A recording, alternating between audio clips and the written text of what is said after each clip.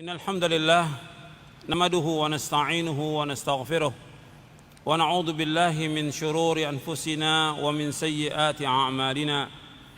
Man yahdihillahu fala mudilla lahu wa man yudlil fala hadiya lahu.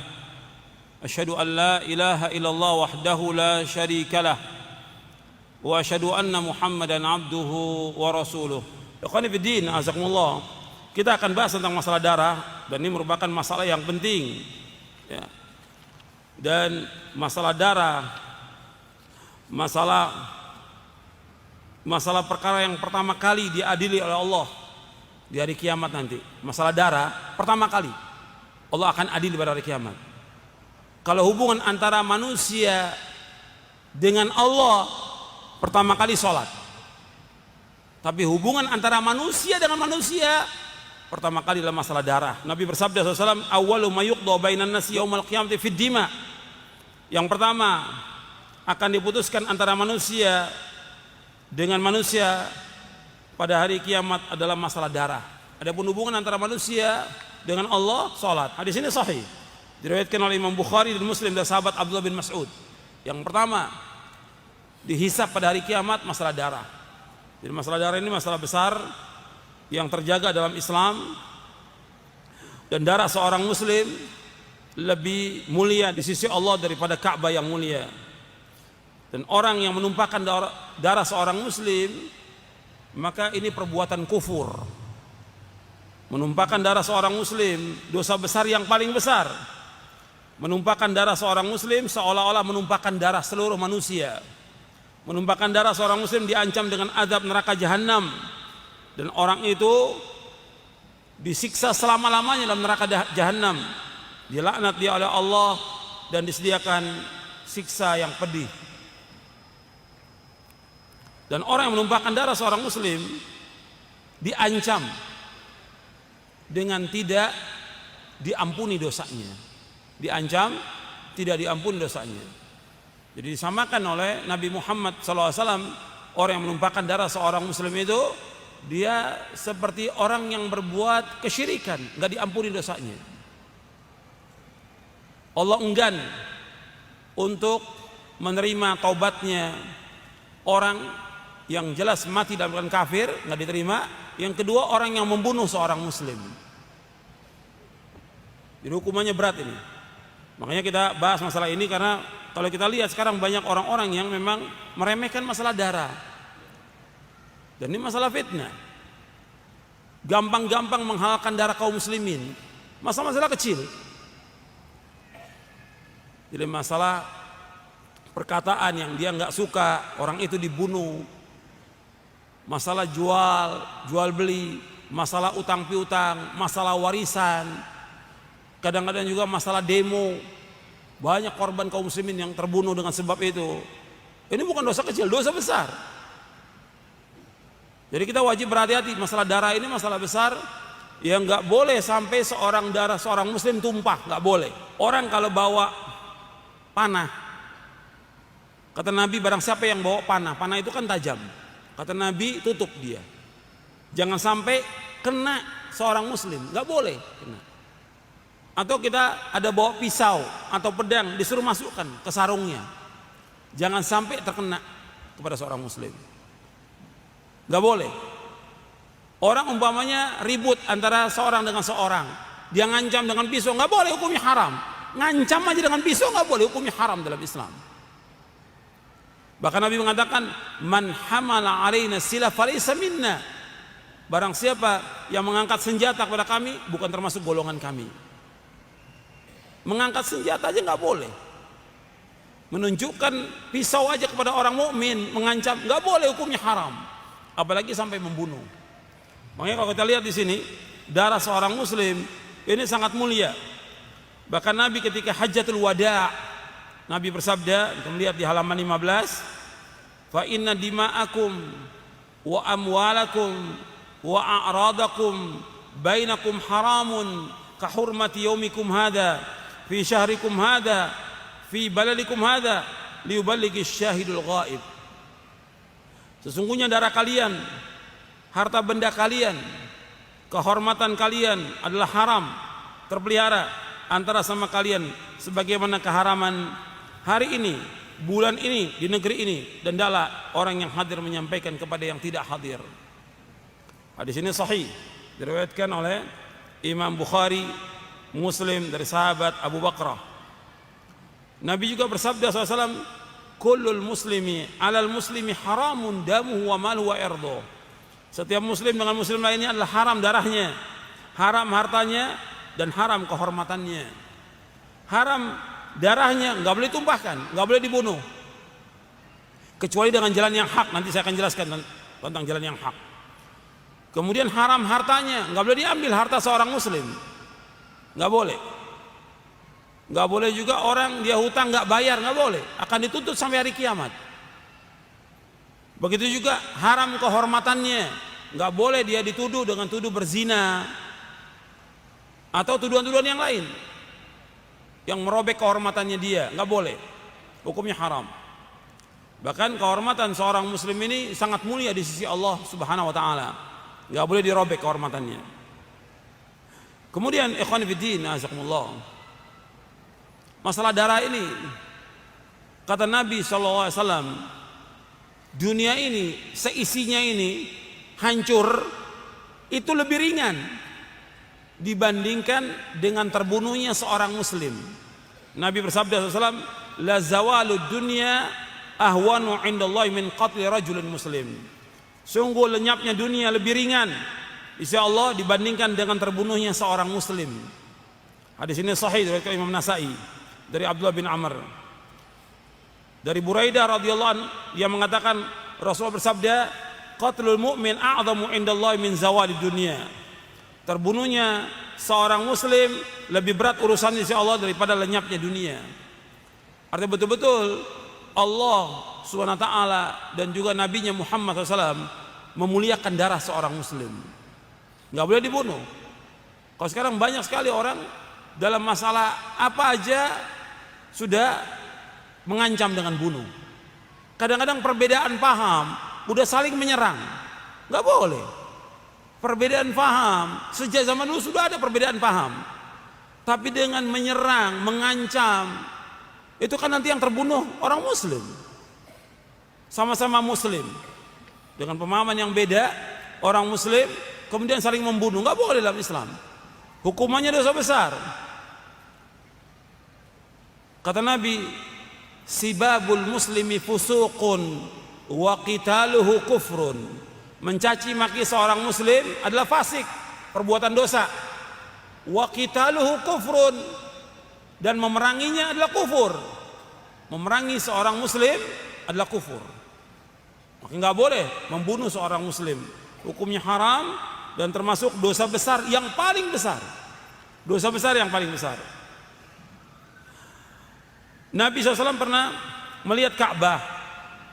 Artinya waktu tawaf, Nabi mengatakan kepada Ka'bah itu, kata Nabi, ma atyabaki wa atyaba rihaki ma a'zamaki wa a'zama hurmataki waladhi nafsu Muhammadin biyadihi la hurmatul mu'min a'zamu indallahi hurmatan minki.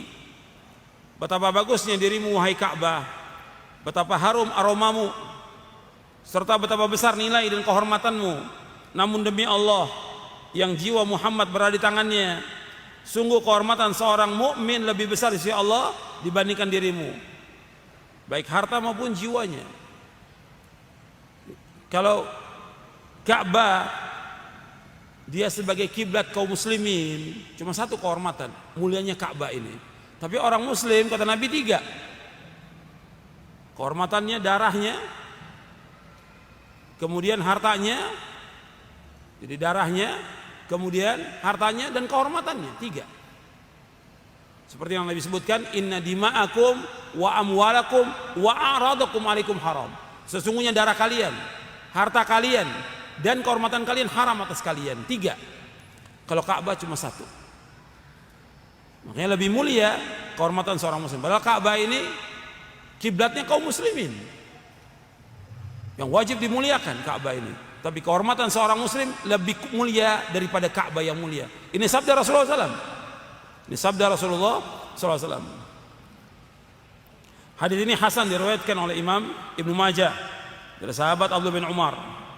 Kemudian ikhwan fillah, azakumullah, orang mukmin yang tidak melukai mukmin lainnya, yang tidak menumpahkan darah seorang mukmin, dia akan mengalami ketenangan dalam hidupnya, kebahagiaan dalam hidupnya, ketentraman. Beda dengan orang yang pernah menumpahkan darah, melukai orang mukmin atau menumpahkan darah orang mukmin. Itu nggak akan ada ketenangan dalam hidupnya selama-lamanya. Nabi bersabda, antum lihat, Nabi SAW bersabda di halaman 20, antum lihat, la yazalul mu'minu fi fushatin min dinihi ma lam yusib daman harama. Di sini disebutkan seorang mukmin berada dalam kelapangan agamanya, luas agamanya, lapang, tenang, bahagia hidupnya, selama dia tidak melukai seorang mukmin dan tidak menumpahkan darah. Tapi ketika dia melukai orang mukmin dan menumpahkan darahnya, maka sempit dadanya dia. Sempit dadanya dia, dan dia tidak akan bahagia hidupnya. Orang yang pernah membunuh seorang muslim, dia tidak akan pernah mengalami kebahagiaan di dunia maupun di akhirat, tidak pernah. Sempit dadanya. Jadi apabila seorang menumpahkan darah seorang muslim yang diharamkan, maka akan sempit hatinya, sempit dirinya, sempit kehidupannya, dan dia senantiasa bayang-bayangi dengan ketakutan. Siapa aja, antum bisa tanyakan kepada siapa aja yang pernah menumpahkan darah seorang muslim. Dia preman, dia jagoan, dia polisi, dia tentara, dia densus, atau apa aja. Ketika dia menumpahkan seorang muslim, nggak akan bahagia hidupnya, tidak akan bahagia. Ini sabda Rasulullah SAW. Tidak akan bahagia dia hidupnya, kecuali kalau dia taubat dengan taubatan nasuha. Itu pun perlu syarat-syaratnya. Berat masalahnya, bukan masalah kecil. Bayangkan Nabi mengatakan dunia ini semuanya hancur, itu lebih ringan dosanya dengan membunuh seorang muslim. Coba antum bayangkan, dunia ini seisinya hancur, ya, dengan terbunuh seorang muslim, itu masih lebih ringan hancurnya dunia. Lebih besar dosanya membunuh seorang muslim. Berat hukumannya. Makanya peringatan untuk semuanya ini, untuk kita semuanya, untuk seluruh kaum muslimin dan muslimat, siapa aja. Jadi nggak boleh sembarangan. Apakah dia preman, dia polisi, dia tentara, densus, nggak boleh sembarangan membunuh seorang muslim. Berat hukumannya, dunia akhirat berat hukumannya. Kemudian kita lihat ayat-ayat. Di sini Allah menyebutkan tentang orang yang membuat kerusakan di muka bumi ini. Allah berfirman dalam surah Al-Maidah ayat 32, min ajli dzalik katabna ala bani Israila annahu man qatala nafsan bighairi nafsin aw fasadin fil ardi faka'annama qatala an-nasa jami'a wa man ahyaha faka'annama ahya an-nasa jami'a wa laqad ja'atuhum rusuluna bil bayyinati thumma inna katsiran minhum ba'da dzalika fil ardi la musrifun. Oleh karena itu kami tetapkan suatu hukum bagi Bani Israel bahwa barang siapa membunuh seorang bukan karena orang itu membunuh orang lain atau bukan karena berbuat kerusakan di muka bumi, maka seakan-akan dia telah membunuh semua manusia. Barang siapa memelihara kehidupan seorang manusia, maka seakan-akan dia telah memelihara kehidupan semua manusia. Sesungguhnya Rasul kami telah datang kepada mereka dengan membawa keterangan-keterangan yang jelas, tetapi kemudian banyak di antara mereka setelah itu melampaui batas di muka bumi ini. Di sini dijelaskan oleh Imam Ibnu Qayyim tentang surah Al-Maidah ayat 32 bahwa Allah menyebutkan seolah-olah dia membunuh seluruh manusia disebabkan pertama dia telah durhaka kepada Allah Azza wa Jal dan durhaka kepada Rasulnya SAW, yaitu dia telah menyelisih perintah Allah dan Rasulnya. Yang kedua, dia telah berada pada posisi yang layak untuk dihukum qisas, yaitu dihukum mati. Ketiga, dia telah lancang dalam menumpahkan darah yang diharamkan. Jadi apabila membunuh orang lain tanpa alasan yang diperolehkan syariat, seolah-olah dia telah membunuh seluruh manusia. Jadi Allah menyebutkan kalau orang membunuh seorang mukmin satu sama dengan membunuh seluruh manusia. Di sini disebutkan, kita bahas ayat ini, Di sini disebutkan man qatala nafsan bighairi nafsin aw fasadin fil ardi faka'annama qatala an-nasa jami'a wa man ahyaha faka'annama ahya an-nasa jami'a. Barang siapa membunuh jiwa tanpa disebabkan karena membunuh orang lain atau tanpa membuat kerusakan di muka bumi, maka seolah-olah dia membunuh seluruh manusia. Dan barang siapa yang menghidupkannya, seolah-olah menghidupkan semua manusia. Jadi Allah menjelaskan dalam ayat ini, orang yang membunuh jiwa bukan karena jiwa. Maksudnya dia membunuh itu bukan karena kisos. Kalau dia membunuh jiwa karena kisos, atau memang dia berhak untuk dibunuh, dan yang membunuh ini juga bukan kita tapi ulil amri. Yang membunuh adalah ulil amri. Atau dia membuat kerusakan di muka bumi. Dia membunuh bukan karena orang itu membuat kerusakan, maka seolah-olah dia membunuh semua manusia. Karena kehormatan seorang muslim itu wahidah. Dan barang siapa yang menghidupkan, atau maksudnya di sini menghidupkan, menyelamatkan seorang mukmin, seolah-olah dia menyelamatkan seluruh manusia. Umpamanya ada seorang yang ribut antara orang yang dua-duanya akan saling membunuh, ada kita menengahi sehingga orang itu tidak jadi saling membunuh, maka seolah-olah kita menghidupkan seluruh manusia. Ganjarannya besar itu. Mendamaikan orang yang berselisih aja itu afdhalus shadaqah. Sedekah yang apalagi mendamaikan orang yang akan membunuh, itu besar ganjarannya. Kita lanjutkan.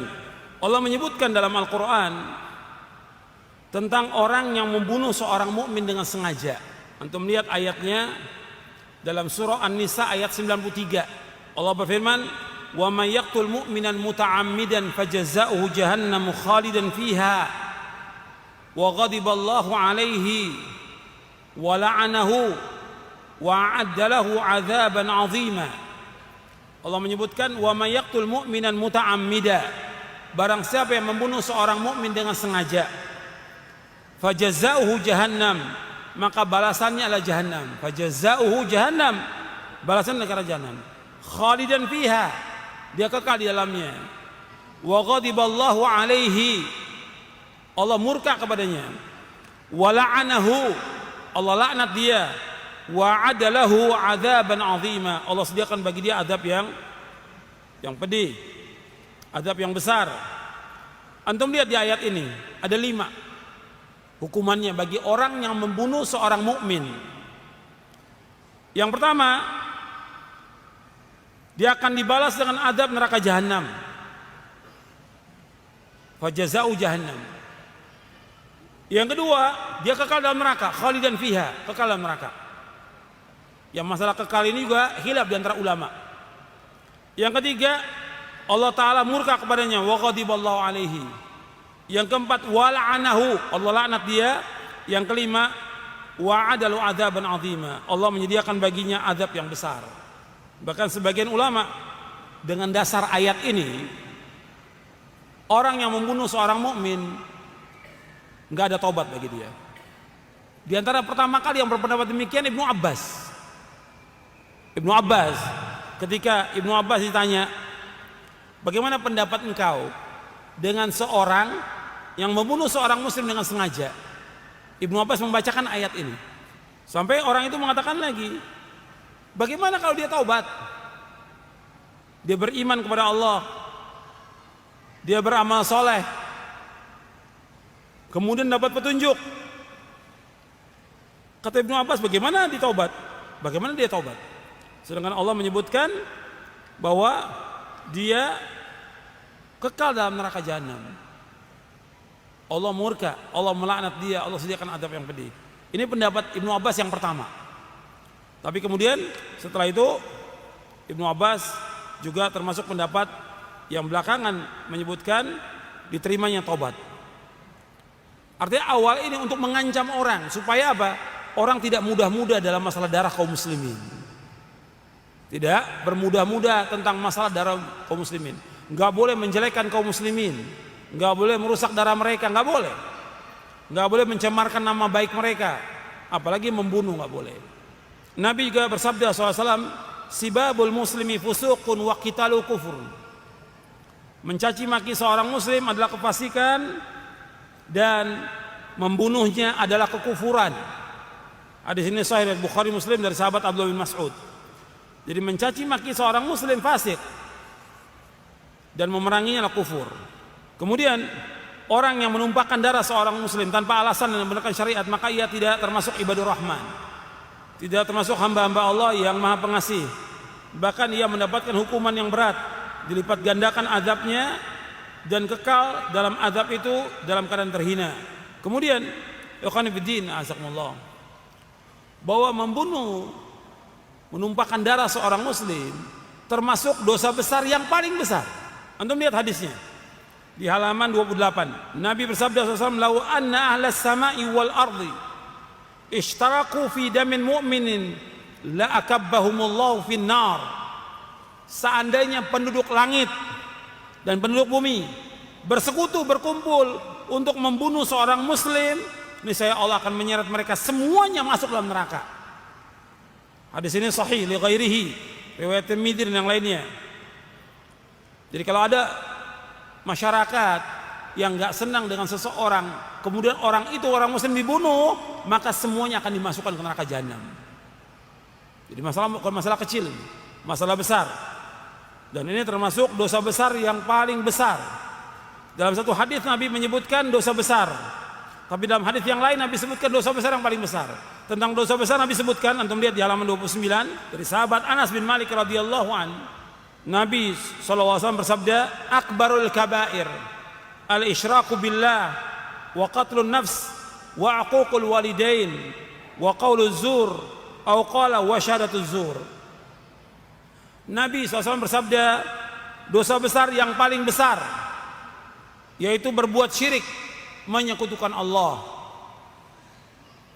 Yang kedua, membunuh jiwa. Yang ketiga, durhaka kepada kedua orang tua. Dan yang keempat, berkata dusta atau menjadi saksi palsu. Hadis ini sahih diriwayatkan oleh Imam Bukhari. Antum perhatikan di sini. Nabi menyebutkan tentang akbarul kabair, dosa besar yang paling besar. Yang pertama, syirik, menyekutukan Allah. Dia beribadah kepada Allah, tapi dia beribadah juga kepada yang lain. Dia berdoa kepada Allah, tapi berdoa juga kepada selain Allah. Ini namanya syirik, syirkun akbar. Dan ini nggak boleh. Perbuatan dosa besar yang paling besar, yang Allah nggak akan ampuni. Yang kalau dia berbuat syirik itu akan menghapuskan seluruh amalnya. Dan orang yang berbuat syirik kalau mati dalam keadaan syirik, maka diharamkan bagi dia sorga. Haram. Seluruh amalnya hapus dan diharamkan sorga. Ini syirik. Kemudian yang kedua, membunuh jiwa. Dosa besar yang paling besar, membunuh jiwa. Karena darah kaum muslimin mulia di sisi Allah Taala, nggak boleh ditumpahkan. Ketika ditumpahkan, Allah murka kepada mereka. Seperti tadi yang sudah kita baca ayatnya dalam surah An-Nisa ayat 93. Allah itu murka, Allah melaknat, Allah hukum dia dengan hukuman kekal dalam neraka, dan Allah akan sediakan azab yang pedih bagi orang-orang yang membunuh seorang muslim. Maka jangan sekali-kali kita niat mengancam orang dengan pisau atau yang lain, nggak boleh. Itu hati-hati. Yang ketiga, uququl walidain, durhaka pada orang tua. Ini pun dosa besar yang paling besar. Durhaka pada orang tua. Maka antum ingat, jangan sekali-kali durhaka pada orang tua. Hukumnya haram. Dosa besar yang paling besar. Anak yang durhaka tidak akan bahagia hidupnya. Anak yang durhaka pada orang tua nggak akan barokah hidupnya. Mesti banyak problem hidupnya. Mesti banyak problem. Problem dia, istrinya, anaknya, rumah tangganya, mesti problem. Karena apa? Karena dia durhaka pada orang tuanya. Kemudian yang keempat, yaitu perkataan dusta atau menjadi saksi palsu. Dan ini banyak sekarang ini orang-orang yang menjadi saksi palsu. Ini juga termasuk dosa besar yang paling besar. Kemudian ikhwan fillah azakumullah, bahwa orang yang membunuh seorang muslim itu nanti orang muslim ini yang dibunuh akan datang kepada Allah pada hari kiamat. Antum lihat hadisnya di halaman 31 dari sahabat Abdullah bin Abbas radhiyallahu anhuma. Rasulullah SAW bersabda, yaji'ul maqtulu bil qatil yaumal qiyamah nasiyatuhu wa ra'suhu biyadihi wa audaju tashkhabu daman yaqulu ay rabbi sal hadha fima qatalani.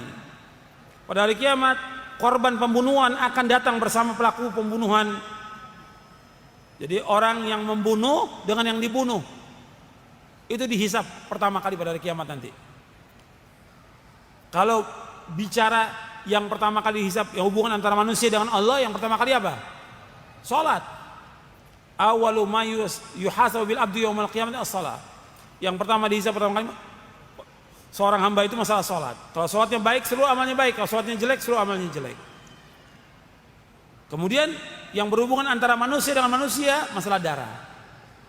Nanti yang membunuh dengan yang dibunuh pertama kali datang kepada Allah pada hari kiamat nanti. Kemudian yang terbunuh mengatakan begini kepada Allah, ya Allah, jadi dalam keadaan karena dia pernah disembelih umpamanya, dipotong kepalanya di tangannya ada, dalam keadaan berdarah-darah. Dia katakan kepada Allah, ya Allah, tanya kepada orang ini yang membunuh saya ini, kenapa dia bunuh saya? Alasan apa dia bunuh saya? Jadi di sini disebutkan pada hari kiamat korban pembunuhan akan datang bersama pelaku pembunuhan. Ubun-ubun dan kepala si korban berada di tangannya dengan darah yang masih mengucur dari urat-urat lehernya. Si korban berkata, ya Rabb, tanyakan kepada orang ini, mengapa ia membunuh aku? Apa alasan membunuh aku? Dan gak bisa jawab orang itu, gak bisa jawab. Maka Allah akan masukkan dia ke dalam neraka dan dikekalkan dalam neraka. Hadis ini sahih riwayat Tirmidzi, Nasa'i dan Ibnu Majah. Disahihkan oleh Syekh Albani dalam silsilah hadits as-sahihah. Jadi antum perhatikan dalam syariat Islam yang sangat indah agama Islam ini, membunuh orang kafir aja nggak boleh. Orang kafir dalam artian orang kafir yang dalam pemerintahan Islam. Artinya dia punya perjanjian atau dia masuk aman, diamankan oleh pemerintah, maka nggak boleh dibunuh. Atau yang mendapatkan perlindungan dari pemerintah, nggak boleh dibunuh.